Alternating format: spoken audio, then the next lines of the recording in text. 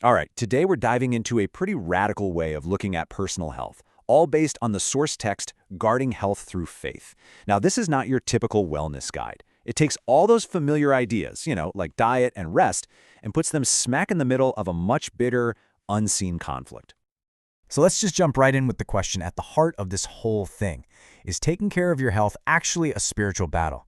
I mean, forget about calories and workout plans for just a second. This source suggests our daily health choices are being made on a completely different battlefield.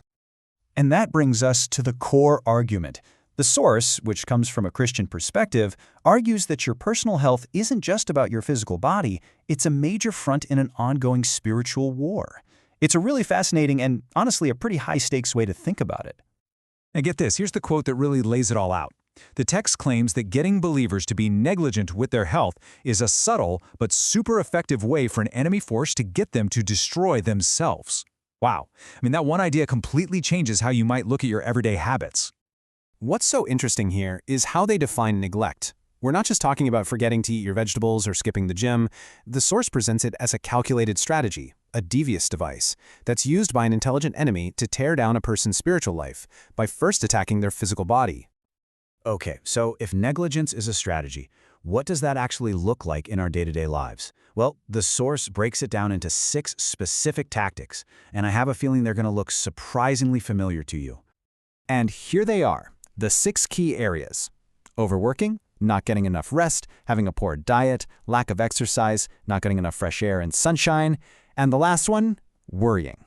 Now, all of these probably sound like standard health advice, right?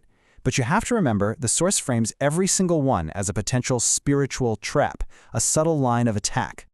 And this is such a crucial connection, especially with that last tactic, worrying. The text is super clear about it.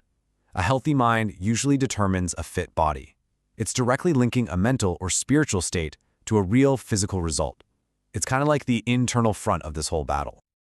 All right, so after laying out this pretty intense problem and all the alleged tactics, the source doesn't just leave you hanging. It actually provides a solution, and it's a really clear 5-step counterplan. Think of it as a practical and spiritual defense against this divisive negligence. So here's the plan. It's this really cool mix of practical time management and spiritual practice. Steps 1 through 4 are all about structure and discipline. Plan ahead, set boundaries for your day, balance your time, and eat well. But step 5 is purely spiritual. You actively give all your worries over to the Lord in prayer, trusting that they are heard.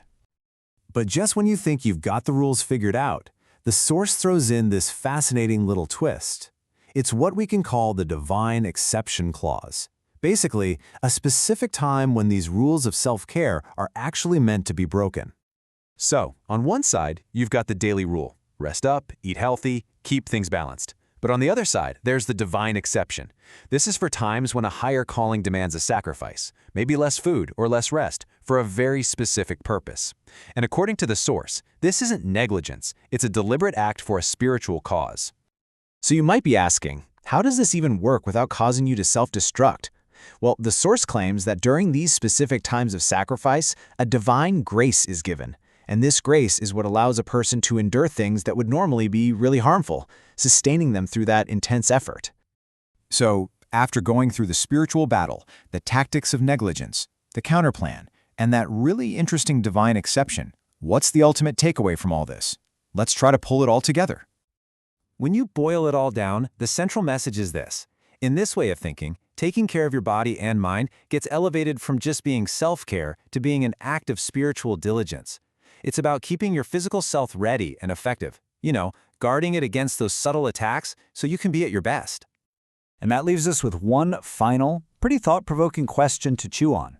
How might your daily choices, what you eat, when you go to bed, how you deal with stress, how might all of that change if you started to see it not just as a health choice, but as a fundamental part of a spiritual practice?